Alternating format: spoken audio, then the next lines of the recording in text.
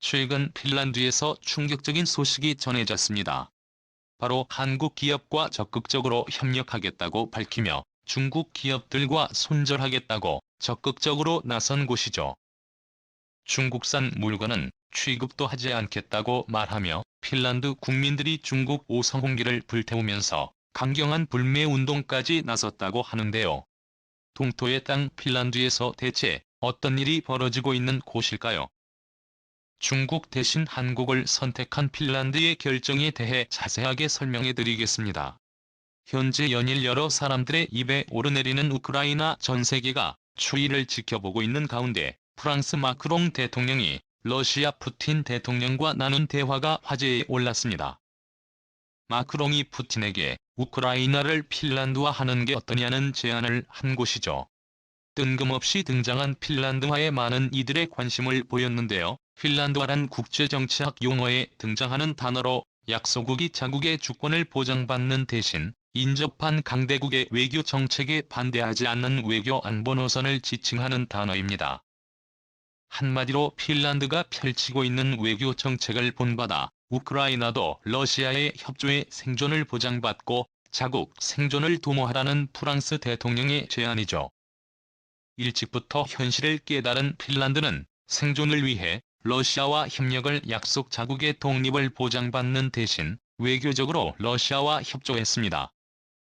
혹독한 환경의 핀란드는 강대국 러시아의 존재에도 불구하고 살아남기 위해 유연한 태도를 보이며 생존을 위해서라면 그 어떠한 일도 할 수 있다는 자세를 보였습니다.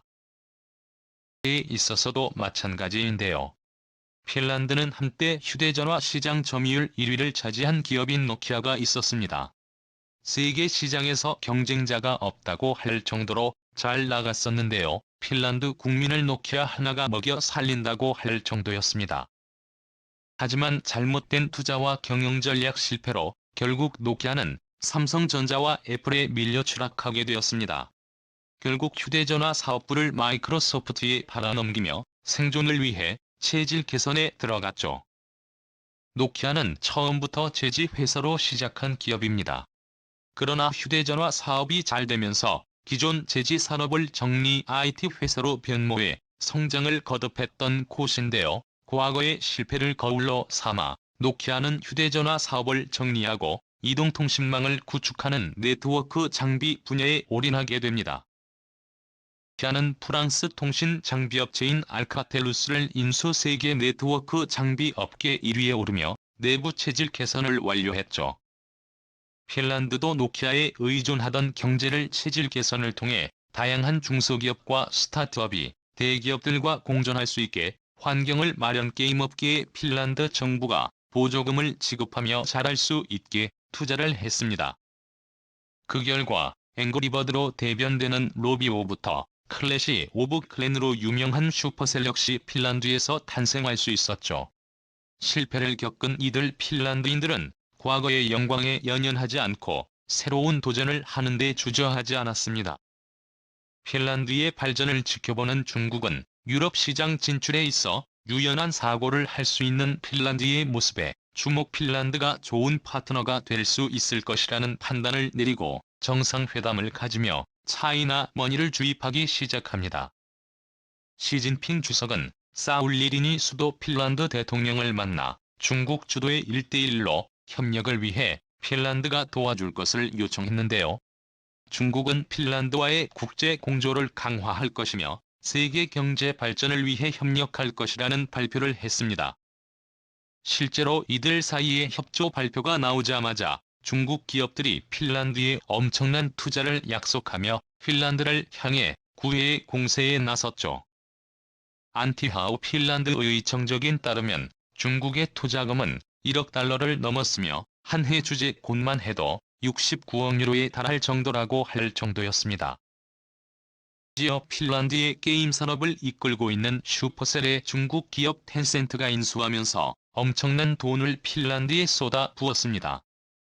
게다가 핀란드 정부에서 차기 미래 사업의 중요 분야라고 생각하는 배터리 산업 부문에서 중국 배터리 업체들이 협력을 약속해 핀란드와 중국 사이의 관계는 더욱 깊어지는 듯 보였죠.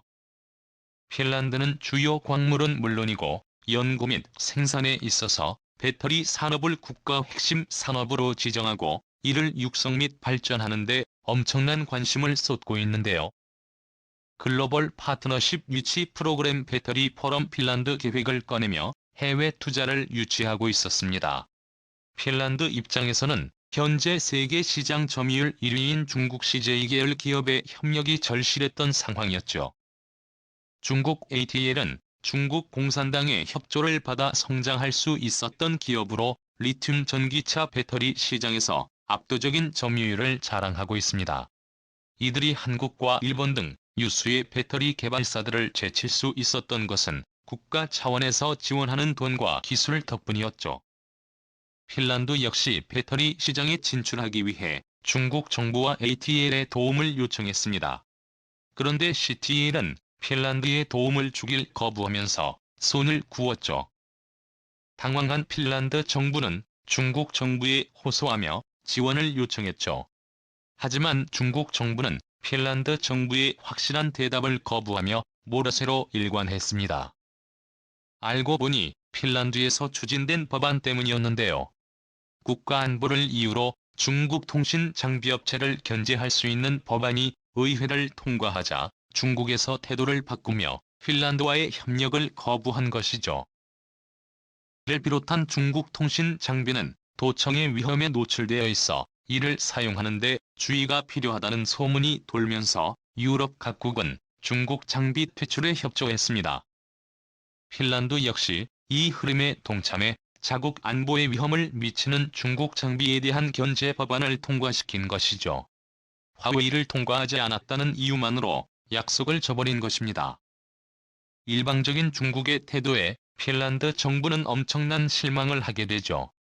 하지만 실패해도 새로운 길을 찾아 나서는 핀란드답게 중국 대신 다른 국가에게서 성공 가능성을 보게 되는데요. 그게 바로 대한민국입니다. 동토의 땅인 핀란드에서 전기차 배터리가 제대로 작동하려면 강추위에도 방전되지 않고 오래 버틸 수 있어야만 가능합니다. 기존 리튬 배터리로는 한계가 있다는 것이 정설이었죠. 그런데 한국의 스타트업이 이 문제를 해결한 곳입니다.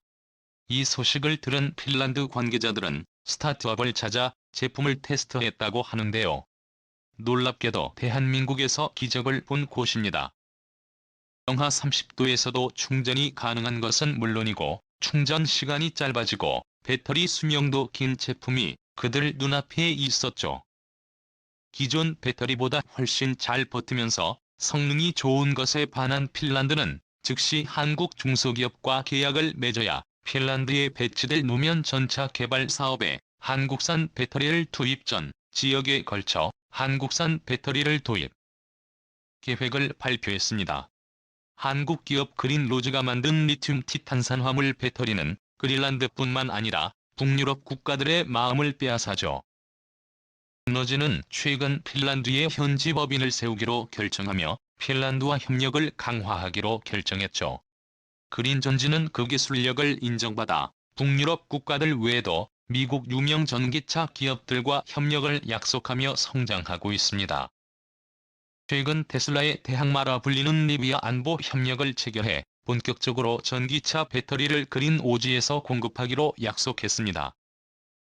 TL에서도 볼 수 없었던 기술을 가진 한국 기업에 반한 핀란드는 중국과의 협력을 끊고 한국과 손을 잡기 위해 본격적인 투자에 나섰습니다.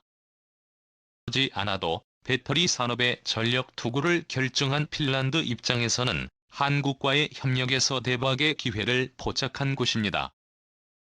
최근 중국을 향한 각국의 규제가 심해지는 가운데 미국이 중국 기업들을 향한 규제 칼을 빼내면서 중국과 협력했던 국가들이 중국과 손을 얻기 시작했습니다. 테슬라의 경우 CATL 배터리를 사용하지 않기로 결정했고 BMW 역시 CT의 배터리 사용을 포기하고 EV를 배터리 공급사로 선정해 규제 회피를 위한 움직임에 나섰습니다. 핀란드 역시 처음에 약속했던 협력을 거절했던 중국에 더는 미련을 가지지 않고 새 협력 파트너인 한국에 집중하고 있죠. 중국은 자신에게 매달린 줄 알았던 핀란드가 한국에게 전념하는 것을 보고 충격에 빠졌다고 합니다.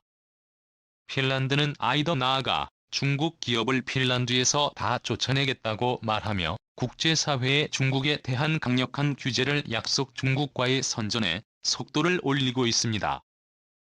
첨단 제품만이 아니라 전 제품에 걸쳐 중국 제품 의존도를 낮추겠다고 발표한 상황. 국제관계에서 영어는 아군과 적도 없다고는 하지만 매몰차게 도움을 거절했던 중국의 뻔뻔한 태도를 참고 넘어갈 국가는 많지 않습니다. 중국에게 당한 핀란드는 빠르게 중국 규제에 동참했죠.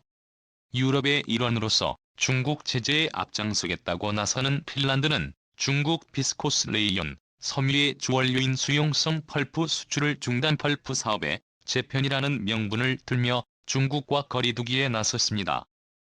인조 비단이라는 명칭으로 불리는 비스코스 레인은 세계에서 세 번째로 많이 사용하는 섬유로 중국에서 생산됩니다. 이 섬유를 만들 때 필수적인 수용성 펄프는 핀란드에서 대부분 생산됐는데 만일 펄프 수출이 막힌다면 중국은 심각한 위기에 봉착하게 되죠.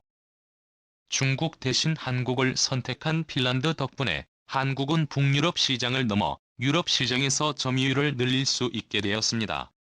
한국의 발전에 박수를 보내며 한국과 핀란드 사이의 좋은 관계가 계속 유지되길 기원하겠습니다. 수고해 주셔서 감사합니다.